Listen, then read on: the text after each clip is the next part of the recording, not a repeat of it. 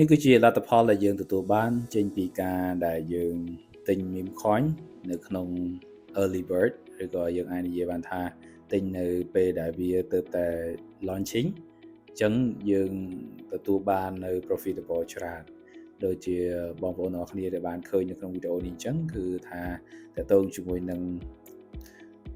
ក្របកាក់ដែលឬក៏ portfolio ដែលខ្ញុំមាននេះគឺយើងឃើញថាថ្ងៃនេះយើងមានផលចំណេញកើនឡើងដែរហើយតម្លៃគឺវាមានឡើងមានចុះមានឡើងមានចុះរហូតអញ្ចឹងទៅតាមទីផ្សារតាមការទិញលក់របស់សហគមន៍របស់គេអញ្ចឹងទៅអញ្ចឹងទាំងអស់នេះគឺយើងទិញគេហៅថា meme coin ប្រភេទពួក cryptocurrency ដែលវាបង្កើតឡើងមកប្រើអីចឹងទៅតាមភាពល្បីល្បាញអីមួយចឹងឬក៏ទៅតាម trend អីមួយចឹងទៅដូចអ្នកនរគ្នាបានដឹងចឹងអ្នកដែលនៅក្នុងវិស័យ crypto ធ្លាប់បានដឹងហើយគឺត្រាំពេលដែលគាត់មុននឹងឡើងធ្វើប្រធានាធិបតីហ្នឹងគឺគាត់បាន launching នៅកាក់មួយឈ្មោះថាត្រាំជា meme coin ណាអញ្ចឹងគាត់បាន launching កាក់មួយដែលមានឈ្មោះថាត្រាំអញ្ចឹងអ្នកដែលបានទិញនៅក្នុង early bird ឬក៏អ្នកដែលបានទិញនៅក្នុងតម្លៃទាបមែនតើហ្នឹងគឺបានទទួលបានផលច្រើនមែនតើដល់ថ្នាក់ក្នុងរយៈពេលមិនដល់24ម៉ោងផង project របស់ Trump គឺអាចបង្កើតសទ្ធិបានរហូតដល់ជាង500នាក់អញ្ចឹងសទ្ធិមានន័យថាម៉េចមានន័យថាពួកគេគឺមានលុយចាប់ពី$1 លានឡើងទៅហ្នឹងឯងអញ្ចឹងអ្នកខ្លះគាត់ invest $100គាត់អ្នកខ្លះ invest $10,000អ្នកខ្លះ invest $1,000អញ្ចឹងទៅអញ្ចឹងគឺនៅពេលដែលកាក់ Trump ឡើងទៅគាត់ក៏ទទួលបានផលចំណេញច្រើនអញ្ចឹងណាហ្នឹងហើយអញ្ចឹងទាំងអស់ហ្នឹងគឺវាមាន high power វាបានន័យថាគេដឹងព័ត៌មានមុនអញ្ចឹងទៅនឹងមួយទៀតដូចជានៅក្នុងឆ្នាំ2023យើងឃើញមាន project មួយឈ្មោះថា Pepe Coin ដែលជាប្រភេទ crypto meme coin ដូចគ្នាដែលពេលនោះគឺ Pepe គឺត្រូវបានគេហៅថាមានមនុស្សម្នាក់ព័ត៌មានមួយចេញថាមានម្នាក់នោះគាត់ទិញតែ250គាត់ទិញ250ហើយបានចំណេញរហូតដល់$1,20,000នៅរយៈពេលមួយអាទិត្យក្រោយពេលដែលគាត់បានទិញអញ្ចឹងអ្នកនរគ្នាស្ដាប់ទៅដូចជា impossible ដូចជាអត់រួចទេមែនទេប៉ុន្តែវាជារឿងពិតហើយអ្នកដែលធ្លាប់នៅក្នុងពិភព crypto គឺដឹងហើយអញ្ចឹងសំណួរសួរថាតើទាំងអស់ហ្នឹងវាកើតចេញពីអីគេចៃដន្យសំណាងឬក៏យ៉ាងណាជាអ្វីដែលខ្ញុំបាននៅក្នុង industry មួយហ្នឹងខ្ញុំបានសិក្សាវាច្រើនខ្ញុំឃើញថាវាមិនមែនជាចៃដន្យទេគឺវាជារឿងមួយដែលគេបានដឹងមុនអញ្ចឹងណាជារឿងដែលគេបានដឹងមុនមានន័យថាម៉េចមានន័យថា project មួយហ្នឹងគឺម្នាក់ហ្នឹងគាត់នៅក្នុង team មួយដែលគេតែងតែឲ្យឈ្មោះថា insider team ឬក៏ប្រភេទក្រុម group ណាមួយដែលដឹងព័ត៌មានមុនឬក៏ group ហ្នឹងវា relate ជាមួយនឹង project ហ្នឹងឬក៏ group ហ្នឹងគឺមានន័យថាម្ចាស់ group ហើយម្ចាស់ project គឺមាន relationship មួយគ្នាអាចជាលក្ខណៈថាគាត់ជួលម្ចាស់ group ហ្នឹងដើម្បី promote coin របស់គាត់ឬក៏យ៉ាងណាយើងអត់ដឹងទេក៏ប៉ុន្តែគឺត្រូវតែមានអ្នកដែលគាត់បានន័យថាអ្នកដែលគាត់ទទួលបានលទ្ធផលបែបហ្នឹងគាត់ត្រូវតែមាន team insider មួយបើអត់មានគឺអត់ទៅរួចទេខ្ញុំហ៊ាននិយាយចឹងហ្មងព្រោះខ្ញុំ invest meme coin អស់រាប់ម៉ឺនហើយអត់ដែលបានចំណេញទេតែខ្ញុំចាប់ដើមចូល insider team ទៅទទួលបានផលចំណេញហេតុអីពីព្រោះយើងពីមុនមកយើងគិតថាយើងគ្រាន់បើយើងចេះ analyze យើងចេះចូលសូចនៅក្នុង YouTube យើងមាន AI យើងអី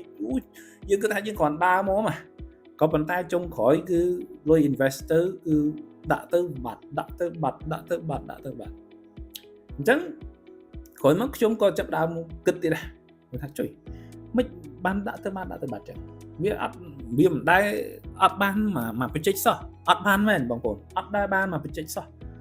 ដែលយើងទិញផ្ដេសផ្ដាស់ហ្នឹងដែលយើងទិញតែអត់មាន insider ហ្នឹងអត់ដែលបានសោះក្រោយពេលដែលខ្ញុំបាន join ជាមួយនឹង insider team ខ្ញុំក៏ទទួលបាន project ល្អពិតដែលមានបានន័យថាជា real project ពេលនោះគឺអត់បាច់ចាំទិញច្រើនទេដូចអ្វីដែលបងប្អូនបានឃើញអញ្ចឹងដូចជាកាក់លើ fast money fast line នេះខ្ញុំទិញអស់តែ250ខ្ញុំទិញអស់តែ250ឥឡូវយើងឃើញ return បានច្រើនមែនទេហើយអាក្រុមនេះខ្ញុំទិញអស់តែ220 200ជាងដល់200ម៉ាននេះភ្លេចបាត់ហើយ ក្រុមនេះទៀតតិចទេប៉ុន្តែអាចនិយាយបានថាវាល្អមែនទែនជា project ដែលល្អមែនទែនតែមើលទៅហាក់បីដូចជាយើងនឹងបាទទិញត្រូវហើយថាទៅចាក់ឆ្នោតត្រូវអញ្ចឹងក៏ប៉ុន្តែអានេះមិនមែនរឿងសំណាងទេដូចខ្ញុំបញ្ជាក់អញ្ចឹងវាមិនមែនរឿងសំណាងទេគឺជារឿងដែលត្រូវបានរៀបបើមិនយើងអត់រៀបយើងអត់joinយើងអត់ចូលទៅក្នុង community របស់គេកុំសង្ឃឹមថា investment coin ទៅជោគជ័យអសោះអានេះគឺជារឿងពិតជាបទពិសោធន៍របស់ខ្ញុំអញ្ចឹងត្រឡប់មកវិញសំណួរសួរទៅកាន់បងប្អូនថាសម្រាប់អ្នកដែលមើលវីដេអូនេះខ្ញុំជឿជាក់ថាមានអ្នកខ្លះធ្លាប់ទិញ meme coin ច្រើន project ដែរហើយក៏ fail ដែរ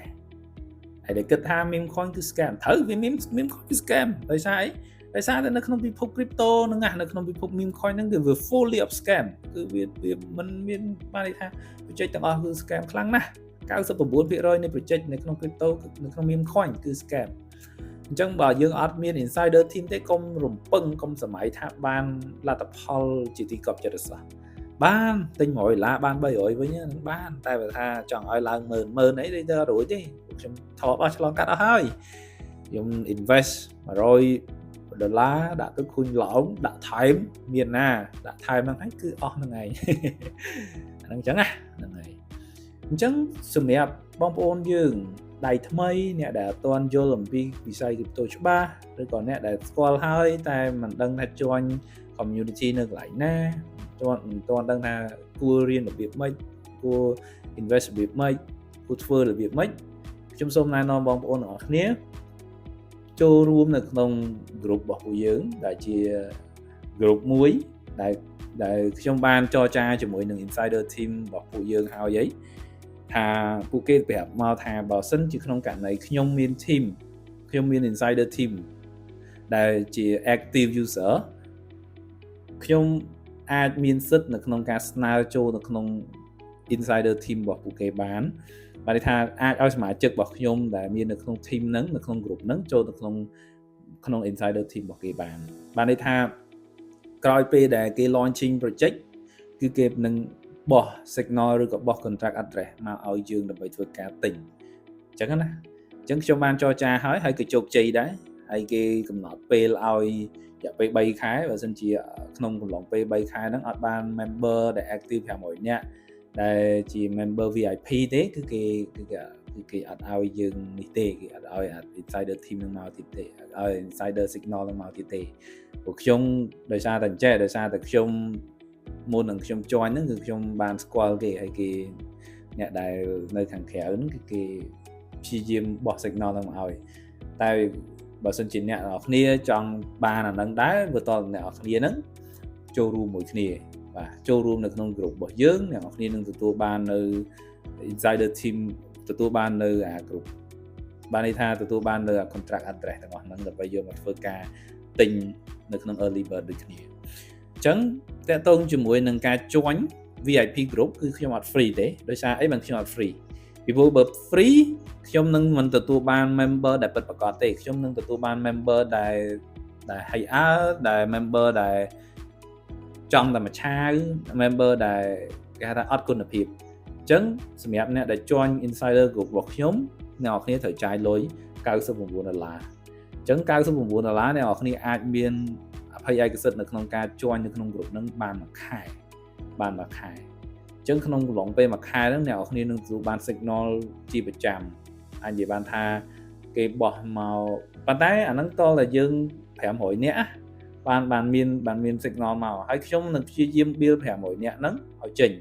អញ្ចឹងណាមួយទៀតសម្រាប់អ្នកដែលគាត់បាន join ណាគឺយើងមាន crypto ដែលជា asset guarantor ឲ្យគាត់ទៀតបានន័យថាយើងមាន project ដែលគេបោះមកឲ្យយើងហើយយើងបានទិញទុកមួយចំនួនហើយវាជា project ដែលល្អហើយយើងយកអាហ្នឹងជា asset guarantor ឲ្យបានន័យថា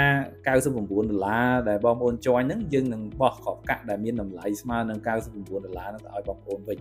ដើម្បីជាធ្នូឲ្យបងប្អូនទាំងអស់គ្នាកុំឲ្យគិតថា join group ហើយស្រាប់តែមិនបាន500នាក់ហើយយើងដែលជា owner ហ្នឹងគឺអត់ឲ្យលុយវិញអីចឹងទៅអាហ្នឹងគឺអាចនឹងបងប្អូនគិតអញ្ចឹងដើម្បីកុំឲ្យបងប្អូនពិបាក គឺយើងឲ្យជា crypto ដែលជា meme coin ដែលមានហើយស្រាប់ដែលជាបច្ចេករៀលឲ្យទៅកាន់បងប្អូនដើម្បីជា secret វិញអញ្ចឹងនេះគឺជាអ្វីដែលបងប្អូនយើងនឹងទទួលបានហើយតាក់ទងនឹង signal តាក់ទងជាមួយនឹង contract address អីទាំងអស់ហ្នឹងគឺបងប្អូនទាំងអស់គ្នាអាចនឹងទទួលបានខ្ញុំនិយាយអាចនឹងទទួលបានមិនមែនទទួលបាន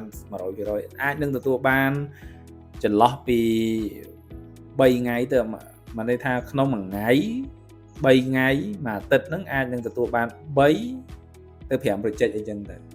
វាអត់ទៀងណា3ទៅ5 project ទូចបំផុត3 project ក្នុងមួយអាទិត្យអាចបាន3 project ហើយបងប្អូនទាំងគ្នាមួយអាទិត្យវាបាន3 project ហើយបើ project មួយអាច earn ឲ្យយើងបានច្រើនយើងអីខ្លាចអីចាញ់មែនទេអញ្ចឹងនៅក្នុងលក្ខខណ្ឌនេះគឺជាអ្វីដែលបងប្អូនត្រូវតែ follow ហើយខ្ញុំសូមបញ្ជាក់ម្ដងទៀតថាអ្នកដែលចង់ join insider team តលតែជា member VIP ហើយ VIP ត្រូវតែបង់លុយពីព្រោះខ្ញុំអត់ចង់បាន member ដែលអត់មានគុណភាពទេសូមអរគុណ